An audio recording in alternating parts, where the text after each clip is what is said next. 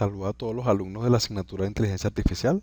Mi nombre es Germán Chávez y en esta oportunidad pues quiero conversarles un poco de lo que es la inteligencia artificial y algunos conceptos que podrían serles muy comunes en el resto de la carrera, ingeniería de sistemas, y que son muy importantes en la asignatura ya como tal. Cuando uno escucha el término de inteligencia artificial, se le pueden venir varios tipos de ideas a la mente o varias imágenes a la mente. En mi caso, hace algún tiempo se me habría podido venir una imagen como esta. No sé si la han visto, si la recuerdan, en una película se llamaba Inteligencia Artificial, pues, sobre un pequeño niño que era un robot y que desarrollaba sentimientos y desarrollaba cierto tipo de inteligencia similar a un niño pequeño de su edad. A otro le podría venir una imagen más perturbadora como esta. Un ente, un cyborg, un robot que pensaba y que tenía una meta pues que era destruir. Y dependiendo de su entorno pues reaccionaba. Casi siempre era matando a todo el mundo. Y los que son un poco quizás más jóvenes o tengan un poco más de imaginación, pues le podría venir una imagen como esta, cuando escuchan el término de inteligencia artificial. Pero esto ya es otra cosa. Entonces la idea principal de esta charla, de esta conversación, pues es orientarlo por ese camino que vemos allí y em, aclarar un poco esas ideas o esas dudas que podrían tener sobre el término de inteligencia artificial. Entonces, primeramente hay que definir lo que es la inteligencia. Y bueno, no es más que la capacidad de pensar, de entender, es como uno reacciona, es como se reacciona, eh, dependiendo de los estímulos externos o cómo se reacciona a las situaciones. Por ejemplo, el diccionario Real Academia Española tiene la inteligencia definida como la capacidad para entender o comprender. Y también lo tiene como la capacidad de resolver problemas. Por acá también dice que la inteligencia está relacionada con lo que es la capacidad de recibir información, o sea, de almacenar esa información. Entonces, yo particularmente, aunque no sea experto de la materia, de lo que es todo lo que es la inteligencia como tal, pues me atrevería a decir que es una combinación de cosas. Es la capacidad de entender o comprender que no todos tenemos la misma capacidad eh, para reaccionar o para ver las cosas de la misma forma. Algunos ven un problema o la solución a ese problema más rápido que otros. Y también creo que sería la capacidad de almacenar o lo que uno ha almacenado, todo lo que son las experiencias previas, los conocimientos previos. Entonces, por eso hay gente que dice, ¿no?, que esa persona es muy inteligente porque sabe resolver las cosas, o sea, sabe salir de una situación airosamente. Y otro dice, ¿no?, que la persona es muy inteligente porque ha estudiado mucho, o sea, sabe mucho, ¿sí? Domina mucha información que está almacenada en su mente. Para mí, en particular, sería la combinación de estas dos cosas. La capacidad de cómo uno entiende, ve las cosas y relaciona eso que está viendo, que está observando con las experiencias o conocimientos previos y al juntar esas dos cosas, pues tienes mayor capacidad para resolver los problemas. O sea, yo creo que esas dos cosas te dan mayor capacidad. Y según el señor Gartner, Howard Gardner, él clasifica la inteligencia en varios tipos. Entonces tenemos la inteligencia lingüística, que es la capacidad pues, de usar las palabras. Por lo menos los escritores, hay gente que es muy inteligente, que habla muy bien, que se expresa muy bien y las ideas las plantea claramente. Tenemos lo que son las inteligencias lógica matemática, que en la antigüedad pues era la única inteligencia que había. O sea, si tú eras bueno resolviendo problemas de lógica, de matemática, pues eras inteligente. Si no, no eras inteligente. Tenemos la inteligencia musical. Particularmente yo no tengo este tipo de inteligencia. No tengo lo que dicen buen oído o oído musical. Y bueno, está relacionada básicamente con las artes musicales, lo que es tocar instrumentos, ese tipo de cosas. Tenemos también la inteligencia espacial, se relaciona con lo que es el razonamiento espacial que tenga la persona. Y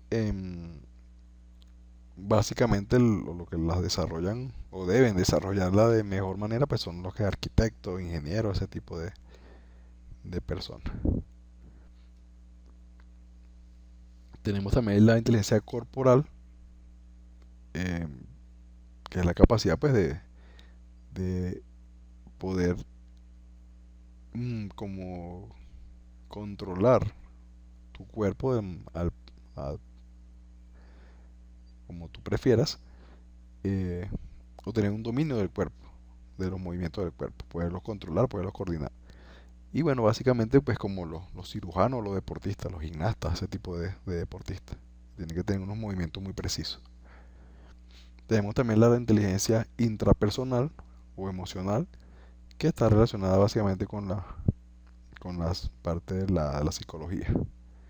Tenemos también la inteligencia interpersonal, ¿sí? La anterior era interno, y esta es interpersonal, que es cómo te relacionas o entiendes a las demás personas.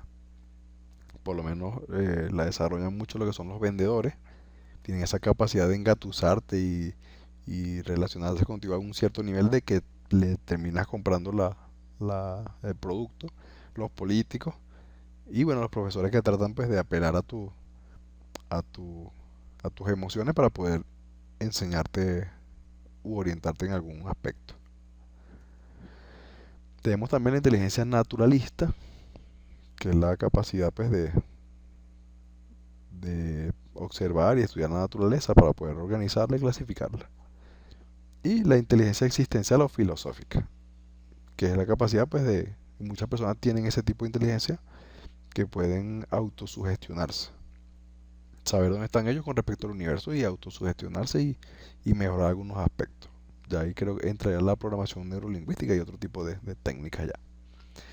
Entonces, bueno, eh, obviamente la inteligencia pues se puede mejorar, se puede incrementar. Y tenemos ya el concepto también de artificial. Entonces, simplemente es algo que no es natural. Es algo que está o que fue creado, que fue hecho. Y por acá dicen o lo nombran como un sinónimo de que es hecho por el hombre. Sin embargo, pues no es necesariamente tiene que ser por el hombre. Eh, Simplemente tiene que ser alguna cosa que esté hecha con una intención y un propósito. Y, por ejemplo, aquí en los ejemplos que están al final, dice las colmenas de las abejas. No es algo que ya, o sea, que eso no nació ahí. O sea, eso lo hicieron las abejas. No fue el hombre, sino que fueron las abejas. Entonces es una estructura artificial. Los nidos de las aves también son estructuras artificiales. Y bueno, el propósito puede ser para almacenar los huevos. A veces los pájaros machos hacen los nidos para conquistar una hembra, o sea, ese tipo de cosas. Entonces, eh, es algo que no es natural. Y entonces, cuando mezclamos ambos conceptos, el de inteligencia y el de algo que no es natural, pues se obtiene que básicamente es un área donde se busca emular la inteligencia humana por algún tipo de sistema, de organismo. Cuando hablo de sistemas, pues no estoy hablando de sistemas necesariamente informáticos. Estoy hablando de sistemas en su concepto más básico, como un conjunto de elementos que interactúan entre sí pues, para lograr algún fin. Entonces, la inteligencia artificial o esta área, como tal, estudia la creación y diseño de entidades, ¿sí? Sistemas capaces de resolver cuestiones por sí mismas utilizando o tratando de emular la inteligencia humana. Em, y bueno, por acá tenemos que para esta área se pueden utilizar, dependiendo del tipo de sistema, por lo menos si es un sistema mecánico, un sistema electrónico, pues puede valerse de sensores físicos, las máquinas, por ejemplo, o otro tipo de estímulos, como pulsos eléctricos o algún tipo de código, por las computadoras para eh, lo que son para que un software pueda hacer un tipo también de inteligencia artificial. Entonces, algunos de los ejemplos muchos de los ejemplos de lo que es la inteligencia artificial pues se encuentran en el área de control de sistemas, planificación automática, la habilidad de responder a diagnósticos y a consultar a los consumidores. No sé si han tenido la oportunidad quizás de entrar en una página web y te sale una foto de un soportista allí y una ventana de chat, pues, y entonces, dependiendo de tu consulta, pues el sistema tratará de ayudarte a resolver o te pasará ya con un humano para que te atienda. No sé si han tenido la oportunidad. Y bueno, también tenemos por acá lo que es reconocimiento de escritura, muy de moda con los traductores esos automáticos en línea. Reconocimiento del habla y reconocimiento de patrones. Entonces, actualmente, pues los sistemas de inteligencia artificial o IA son parte pues, de lo que es la economía, medicina, ingeniería, milicia, eh, y se utiliza también mucho en lo que son los, los juegos de estrategia, ese tipo de cosas. Entonces, por acá tenemos las categorías de la inteligencia artificial. Estos señores, Russell y Norvig, la diferencian en 4 tipos. Tenemos los sistemas que piensan como humanos. Entonces tratan de emular el pensamiento humano. Entonces, un ejemplo de ellos son las redes artificiales, las redes neuronales artificiales, perdón. Em, y lo que trata más que todo es hacer toma de decisiones y resolver problemas y aprendizaje. Tenemos por otro lado los sistemas que actúan como los humanos. Lo primero, eh, piensan y estos actúan.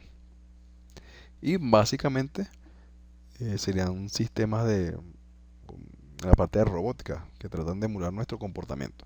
De robótica en esta ocasión no vamos a hablar, es una parte más avanzada de este curso, se verá en otro momento del semestre.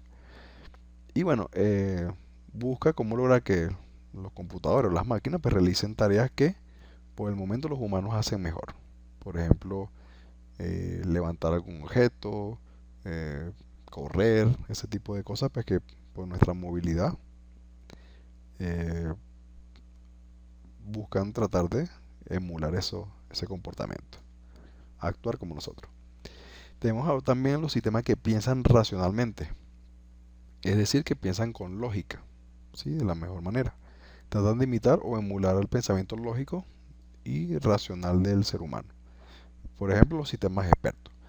De los sistemas expertos vamos a conversar un poco en esta exposición. Sin embargo, también quedan para otra parte del curso. Va a ser un módulo ya en particular del curso. Entonces, básicamente, pues es el estudio de los cálculos que hacen posible percibir, razonar y actuar. Y por último tenemos los sistemas que actúan racionalmente. Estos piensan racionalmente, estos actúan racionalmente. Entonces tratan de emular la forma racional del comportamiento humano. Por ejemplo, los agentes inteligentes. De los agentes inteligentes también vamos a estar conversando en esta exposición. Entonces está relacionado con conductas inteligentes de artefactos.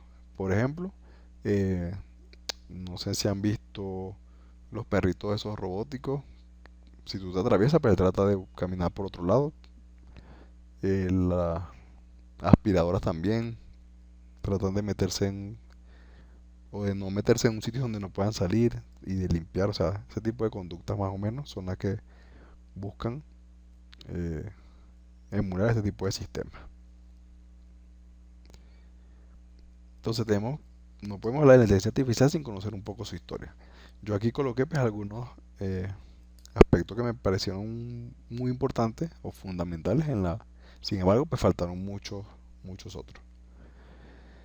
Entonces tenemos por lo menos que los primeros indicios de lo que era la inteligencia artificial pues fue antes de Cristo. Ya habrían eh, algunas máquinas que se controlaban ellas mismas. Algo así por lo menos como la bomba que pues, pueda tener un tanque de agua. O el de del mismo retrete. Entonces, eh, eran racionales, actuaban racionalmente, pero no razonaban. Luego, en 1315, este señor, Ramón Lull, em, tenía la idea de que el razonamiento podía ser efectuado de manera artificial. Sin embargo, pues en ese tiempo no había la tecnología pues, que tenemos ahora y quizás no estaba tan clara la idea. En 1936, este señor Alan Turing diseña lo que es una máquina que demuestra la viabilidad de un dispositivo físico para implementar cualquier cómputo formalmente definido. Es decir, la máquina o el dispositivo físico podía meterle pues, a casi cualquier ejercicio o realizar cualquier cómputo pues, que tuviera ciertas instrucciones. Hace poco, hace algunos meses, salió esta película, se llama El juego de imitación, que se basa en el trabajo de Alan Turing y su máquina que descifraba algunos códigos nazis y con los que ayudó a ganar la guerra y todo ese tipo de cosas. Entonces es bastante buena, pues se la recomiendo y es muy interesante. Tenemos por acá que en el 43, McCulloch y Pitts presentaron un modelo de neuronas artificiales. Sin embargo, pues no habían términos de neuronas artificiales. Fue como un primer paso.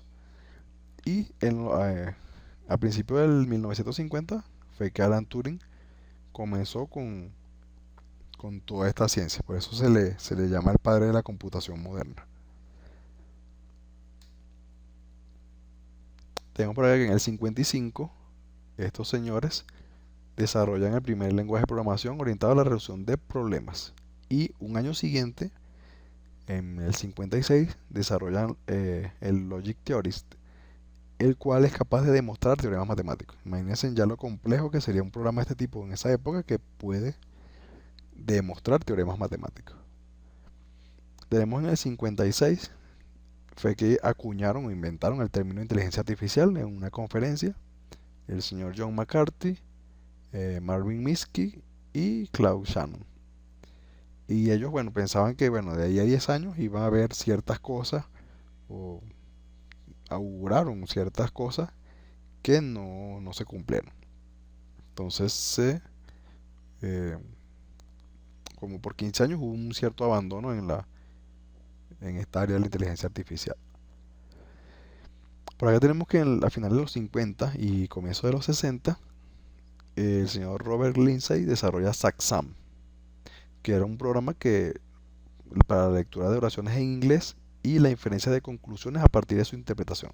O sea, el programa era capaz de recibir un texto, era leerlo de alguna forma, y en base a su análisis, dar alguna conclusión sobre ese texto. Tenemos por acá que a mediados de los 60 aparecen los sistemas expertos. O sea, entonces van a ver que no es algo nuevo, aunque está muy de moda, no es algo nuevo. Y bueno, estos sistemas expertos que aparecen en los 60 predicen la probabilidad de una solución bajo un conjunto de condiciones. Tenemos, por ejemplo, este sistema Dendral que asistía a químicos en estructuras químicas complejas. Y tenemos que también estaba Maxina, que asistía a lo que eran ingenieros y científicos en la resolución de ecuaciones matemáticas complejas. Entonces ellos tenían como la capacidad de un experto para ayudar a resolver ese tipo de problemas.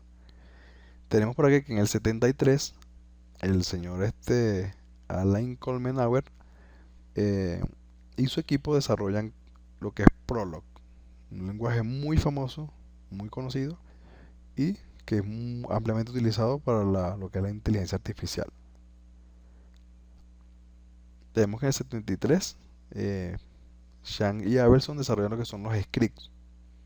Entonces son fundamentales para lo que son muchas técnicas actuales de la inteligencia artificial. Eh, lo pueden recordar de lo que son las páginas web, cuando se están ejecutando scripts o secuencias de comandos, ese tipo de cosas. Esos son muy, muy utilizados actualmente. Tenemos por acá que en el 74 este señor escribe su tesis con Mason, que bueno, es uno de sus sistemas de expertos más conocidos y que asistió a médicos en el diagnóstico y tratamiento de infecciones en la sangre. Imagínense lo importante y lo robusto que debe de haber sido este sistema experto. Entonces, bueno, lo que quería era comentarles con el anterior es que los sistemas expertos que ayudan al diagnóstico de enfermedades, ese tipo de cosas, o sea, no es algo novedoso. Imagínense que aquí en el 74, pues, este señor hizo su tesis con ese sistema. Entonces, pues, traten de, si van a irse por el área de la inteligencia artificial, pues, desarrollar algunos sistemas que sean más interesantes, quizá, o que tengan algo distinto. Ponerle un plus a ese tipo de sistema. Tenemos por acá que en la década de los 70 y los 80 creció el uso de los sistemas expertos y algunos todavía están en funcionamiento hoy en día. Tenemos por acá que en el 86 ya publican un trabajo ya sobre lo que son las redes neuronales, algo de manera formal. En el 88 ya establecen lo que son los lenguajes orientados a objetos, algo que para nosotros es tan fundamental actualmente en el área de la programación. Tenemos por acá que en el 97 el señor Garry Kasparov, campeón mundial de ajedrez, pierde ante una computadora. Entonces la computadora pues tenía ciertas técnicas y manejó los criterios de los movimientos de la mejor manera y le ganó. Ahí tenemos ahí la reacción del señor cuando eso ocurrió. En el año 2009 ya hay en desarrollo sistemas inteligentes terapéuticos que permiten detectar emociones para poder interactuar con niños autistas. Entonces imagínense el tipo de sensores o dispositivos de entrada que tienen que tener estos sistemas para poder interactuar con estos niños con estas condiciones y detectar sus emociones. Recordemos que en el 2011 IBM desarrolló una computadora que concursó en un programa, valga la redundancia, pues de concurso de juegos y le ganó a los campeones y se ganó $1.000.000. Entonces, bueno, tenemos actualmente hay personas que conversan con un chatbot y no se percatan de que hablan con un programa. Como el ejemplo que yo les daba, pues que ustedes se conectan a un sitio web quizás para algún soporte técnico, pues y te está hablando es una máquina y uno no se da cuenta pues de que quizás sea un tipo de software. Entonces, eh, Alan Turing postuló o creó una prueba que dice que habrá inteligencia artificial cuando no seamos capaces de distinguir entre un ser humano y un programa de computadora en una conversación a ciegas. Entonces, más formalmente, lo que es un bot es un programa informático que imita el comportamiento de un humano. Por ejemplo, los que han jugado por lo menos Counter-Strike o algún tipo de videojuego de combate, em, saben que hay bots que son normalmente los oponentes o a veces son incluso los mismos compañeros. Y bueno, ellos tratan de actuar de la mejor manera como si fueran un humano, simulan que son unos humanos. Y también, bueno, hay otros sitios web, por lo menos YouTube, eh, donde hay bots que te responden cosas del sitio, del contenido, y pueden tener conversaciones contigo. Entonces, volviendo a lo que es la prueba de Turing, es algo así como esto, pues, a ciegas, cuando si un humano realiza preguntas y tiene una conversación con una máquina, con una computadora, pues y no se da cuenta de que no es un humano, entonces se dice que tiene inteligencia artificial, que es bastante inteligente, que emula a la inteligencia de un humano.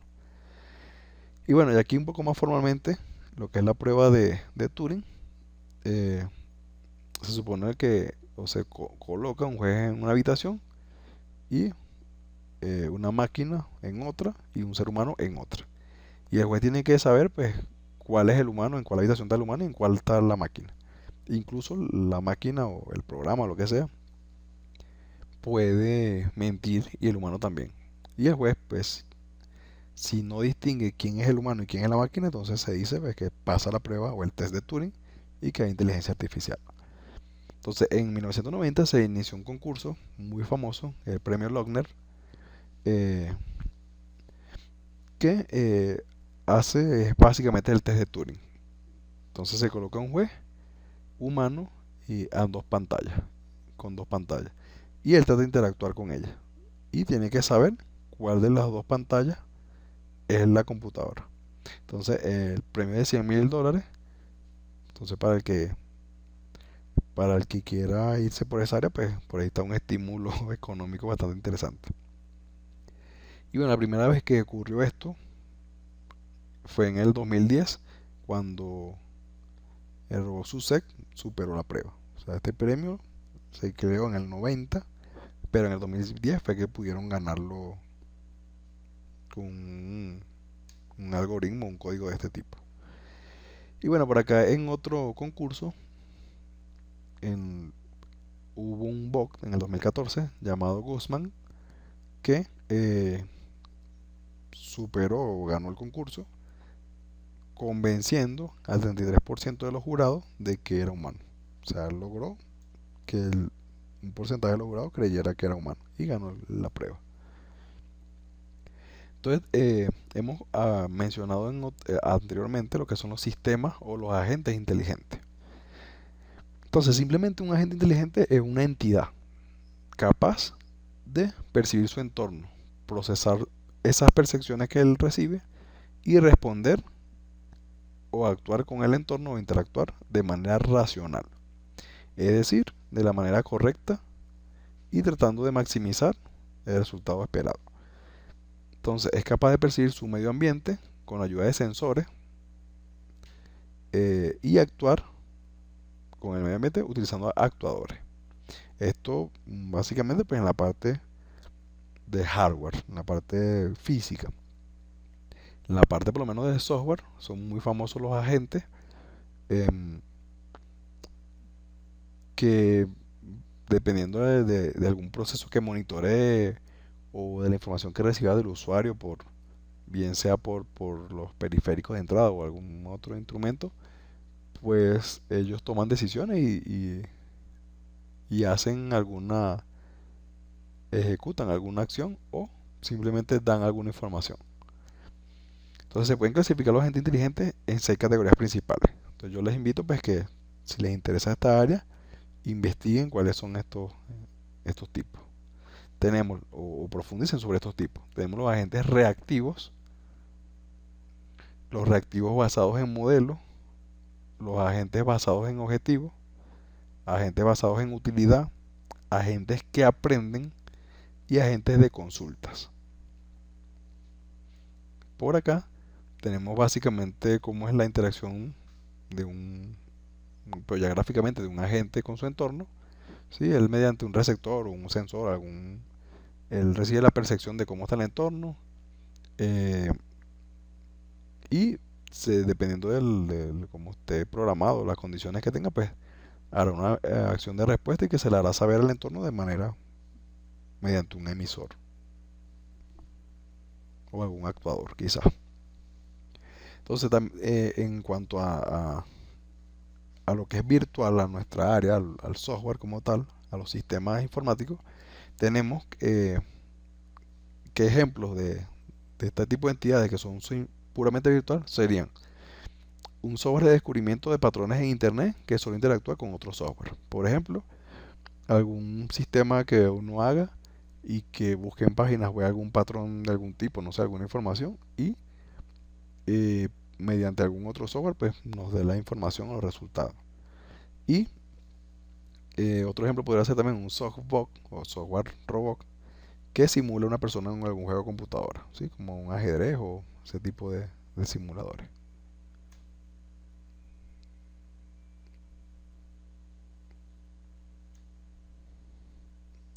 perdón. Ok, entonces tenemos que hablar también, cuando hablamos de inteligencia artificial, de los simuladores. Simular simplemente es tratar de hacer un modelo de algo real y tratar de interactuar con ese modelo para poder predecir algunas cosas quizá. Pero los simuladores se utilizan mucho en los videojuegos actualmente. Y no quiere decir que todos los simuladores entren en lo que es la inteligencia artificial. Entonces, por ejemplo, tenemos aquí este juego muy famoso, era el Farmville, que es un simulador o trata de recrear una granja donde el jugador trata de eh, hacer las actividades de una granja, hacer su siembra, ese tipo de cosas. Sin embargo, no hay un tipo de respuesta inteligente en lo que es este videojuego, sino que son comandos que están programados y que el juego responde a los comandos que se le está dando mediante la interacción con el usuario. Algún tipo de agente inteligente sí podría ser este, que es bastante viejito. Yo lo recuerdo mucho de mi infancia, pues cuando con mi Nintendo, el famoso Telo. Y yo recuerdo que era muy complicado ganarle a esa computadora. Yo creo que en mi infancia nunca le gané, le vine a ganar fue hace algunos años que lo jugué por allí en un emulador. Em, y bueno, el juego responde dependiendo de los movimientos y trata de tener la mejor estrategia para ganarte. Entonces, sí entraría en una simulación de un juego, ¿verdad? De un tablero de este juego, pero sí sería un agente inteligente ya que él trata de ganarte.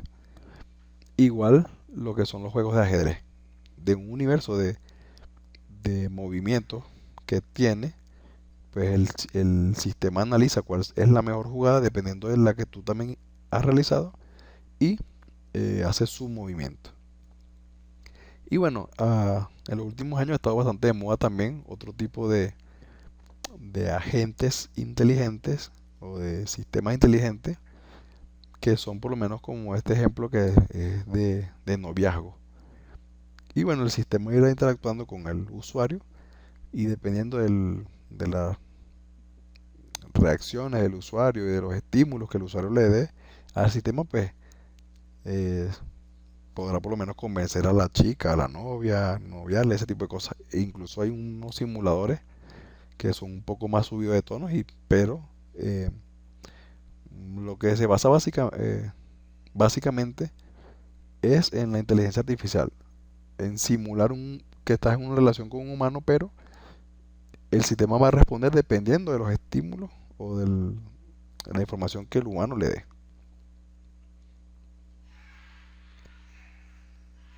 Ok, tenemos por acá también lo que es el aprendizaje automático. Y bueno, lo que es el aprendizaje automático o aprendizaje de máquinas es una de las ramas de la inteligencia artificial donde se busca simplemente pues, desarrollar técnicas que permitan que las computadoras aprendan.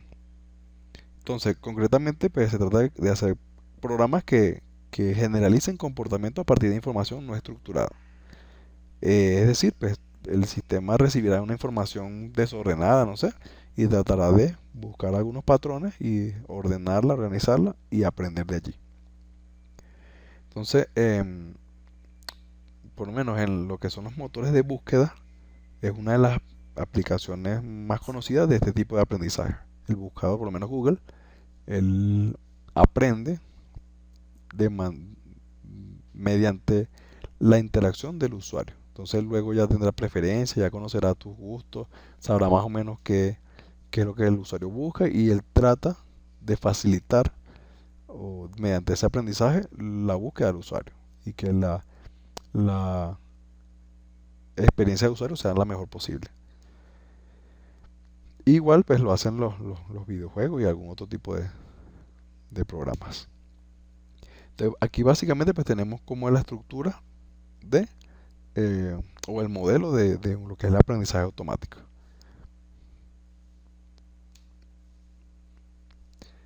Y bueno, la persona o todo aquel que quiera eh, meterse en esta área de la inteligencia artificial, de los sistemas expertos, del aprendizaje automático, pues básicamente tienen que aprender sobre algoritmos o saber la forma en que los algoritmos, eh, bueno, ellos son básicamente los que van a,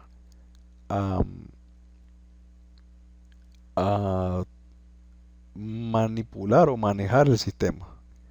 Entonces, hay varios tipos de algoritmos para lo que es el aprendizaje automático. Tenemos el aprendizaje o los algoritmos para el aprendizaje supervisado, los de aprendizaje no supervisado, los algoritmos de aprendizaje semi supervisado, los algoritmos de aprendizaje por refuerzo, la transducción y los algoritmos de aprendizaje multitarea, que son más o menos como una mezcla de los anteriores. Entonces, obviamente el sistema o el agente va a ser tan inteligente o va a aprender tan automáticamente dependiendo de cómo se ha construido su algoritmo. Entonces ya tenemos por acá lo que son los sistemas expertos. Y bueno, simplemente son programas o software que trata de emular a un experto en alguna o en algún área, en alguna materia o en algún área. Entonces, a veces son con un conjunto de programas, no simplemente tiene que ser uno, o de módulos. Y bueno, que una base de conocimiento pues trata de emular a un experto. Entonces, para que un sistema experto sea efectivo, tiene que interactuar con el usuario de manera fácil y tiene que poseer dos características o dos capacidades para poder cumplirlo. Primero, explicar su razonamiento o base del conocimiento. O sea, ellos se basan en algunas reglas, pero tiene que ser capaz de explicar por qué él está diciendo esa conclusión a la que ha llegado. Y por otro lado, tienen que tener también lo que es la adquisición de nuevos conocimientos o integrador del sistema. Entonces, ellos tienen que tratar de aprender, de que en base a los conocimientos que ya tenía, más las experiencias que ha tenido con los usuarios, aprender e ir almacenando esos conocimientos y incluirlos en su base de conocimiento. Actualmente hay muchas aplicaciones que aprovechan la ventaja de tener estos sistemas expertos. Entonces, un ejemplo de las técnicas o de sistemas expertos serían los agentes, ¿sí? Informáticos, los software, ¿verdad? Que tienen la capacidad de negociar y navegar a través de recursos en línea y que por eso juegan un papel muy importante en los sistemas expertos. A veces estos sistemas expertos o estos tipos de sistemas son realizados con un fin criminal quizá o una mala intención o son virus. Pero pues no siempre son así, sino que a veces son herramientas de marketing y buscan otro tipo de información. Entonces tenemos por acá que las partes de un sistema experto son los especialistas humanos, ¿verdad? Que son obviamente los expertos. Los ingenieros en conocimiento, son los que tratan de integrar ese conocimiento del experto al sistema. La base de conocimiento, que es toda esa recopilación pues, que se extrajo cuando se conversó con el experto humano.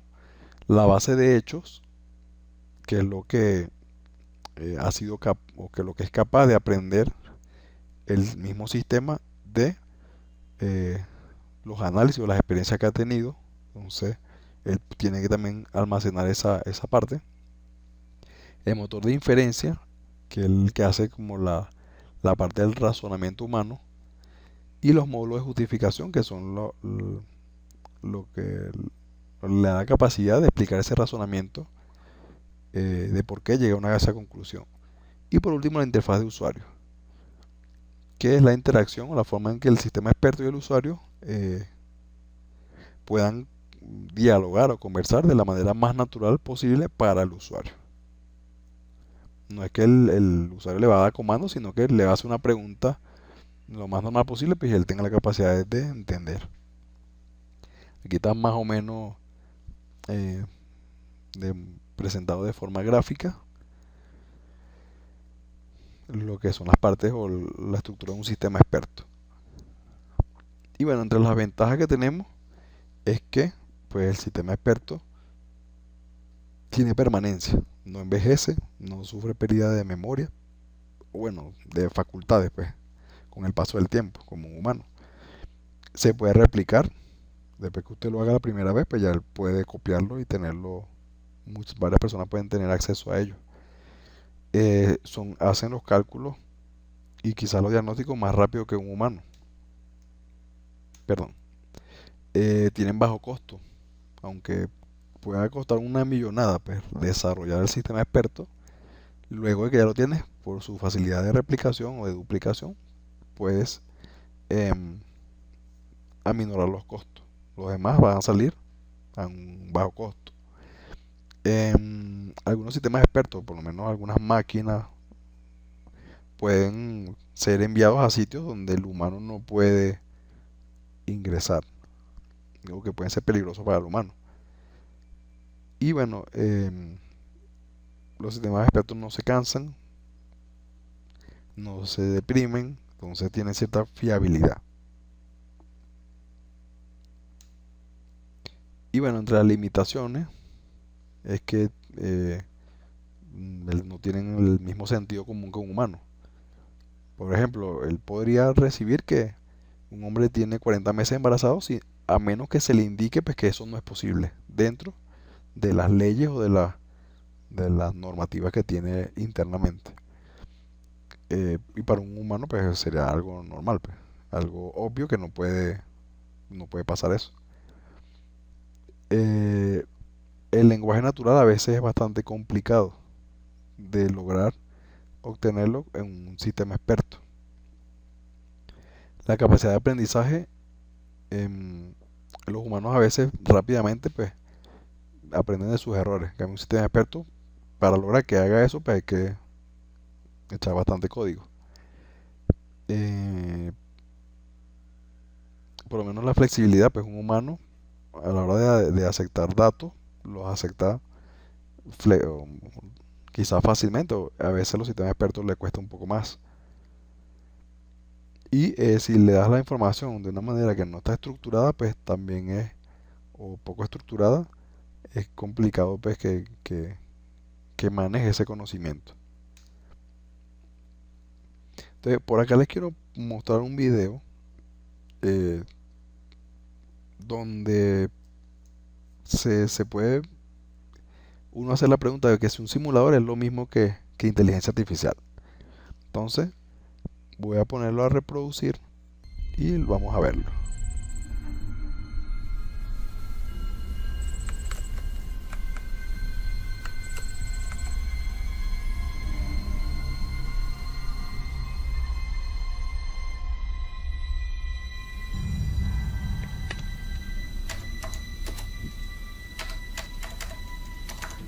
My name is Sweetie. I'm 10 years old. I live in the Philippines. Every day, I have to sit in front of the webcam and talk to men, just like tens of thousands of other kids. The men ask me to take off my clothes. They undress. They play with themselves. They want me to play with myself. As soon as I go online, they come to me. 10, 100, every hour. So many. But what they don't know, I'm not real. I'm a computer model, made piece by piece to track down these men who do this. Webcam child sex tourism is a new phenomenon that's spreading like an epidemic. Men from rich countries pay children in poor countries to perform sexual acts in front of webcams. These crimes happen tens of thousands of times a day. But with a novel approach, we can stop this. We are Terre des Hommes, the Netherlands, and we fight child exploitation. Children we are dealing with, they suffer from depression, they suffer from anxiety, they suffer from aggression. They have no idea about normal relationships. They have no idea about sexuality. And what makes it worse is that it's on the increase. And therefore, we have shifted our attention to the demand side. If nothing is being done about the source of the problem, this phenomenon will only increase even further. The UN and the FBI estimate that 750,000 pedophiles are online at any given moment. We estimate that tens of thousands of kids, some of them only 6 years old, are abused behind cams in the Philippines alone. But instead of hundreds of thousands of convictions, we could only find 6 men who've ever been charged. It appears that these kids don't go to the police, and these crimes are extremely difficult to prove. The only way to stop predators is to patrol the websites where they commit these crimes, and to catch them in the act. And so we did. To investigate this problem, we go undercover posing as a 10-year-old Filipino girl on public chat rooms. The moment that you log in and you identify yourself as a young girl from the Philippines, they swarm at you. It happens extremely fast. 3, 4, 5, 6. Do you like to wear your bra? Hello. Hi, honey. Can we talk? Hey, are you... I'm 36, okay? There's too many. It's overwhelming the computer. It's too many guys trying to chat. The predators feel safe and anonymous. They use fake names, live far away, and can pay with untraceable prepaid credit cards you can buy anywhere. They don't have to travel to countries like the Philippines to abuse children. Nothing is stopping them. Most of them come from wealthier countries. And people who approach us see that we're 10, and then we always remind them that we're 10 years old. They contact kids on dating sites, social networks, and public chat rooms. We have men who are going online, finding these girls, virtually raping them, and then turn off their computer again and they go to work as if nothing happened. All of the men want us to turn on our webcam. So to maintain our cover and to catch more predators, we're bringing Sweetie to life.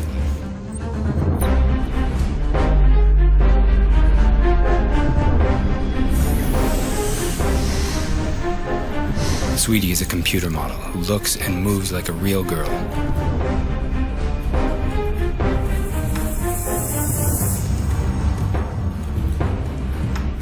We capture the movements of a real person and apply them to Sweetie.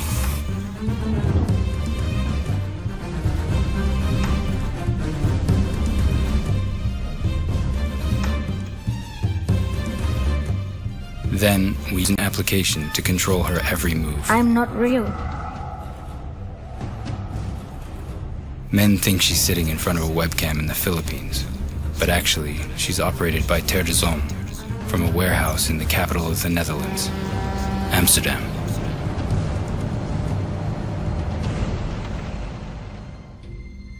While Sweetie is chatting, we track down the men.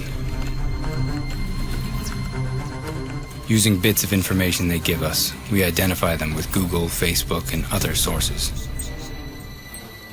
Without hacking their computers, we collect their names, addresses, phone numbers, pictures, and video footage. In just 2 months, we identified the first 1,000 predators.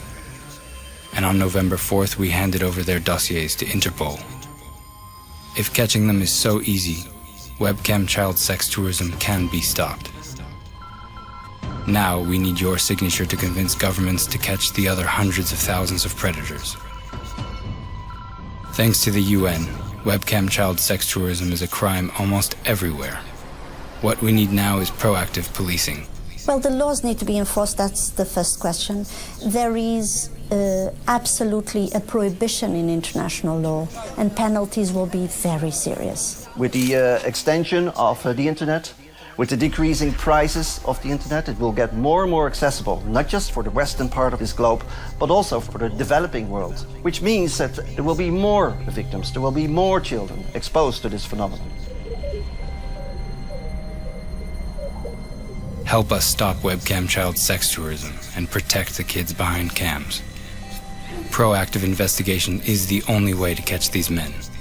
With your signature and our research, we can pressure all national governments to act. If we can trace 1,000 men in just 2 months, police forces can trace more than 100,000 a year. Sign the petition now. Please sign the petition now and share it on Facebook and Twitter.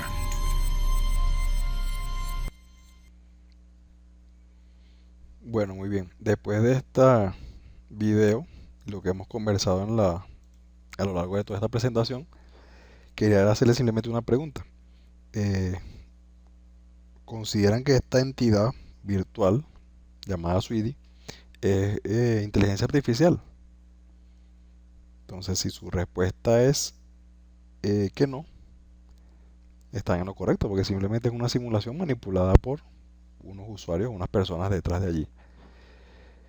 Bueno, ya llegará quizás el momento en que podrán hacerlo mucho más inteligente y la entidad pues sola logrará chatear y ubicar a todos los pedófilos, ese tipo de cosas.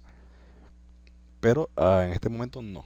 Entonces, si su respuesta era que sí es un ente de inteligencia artificial, pues les recomiendo que vuelvan a oír y a ver toda la presentación, ya que no están claros con las teorías que hemos conversado hoy. Eso es todo en esta ocasión. Muchas gracias por su atención. Y bueno, ya llegamos al final de este camino que estamos emprendiendo en esta oportunidad. Éxitos para todos.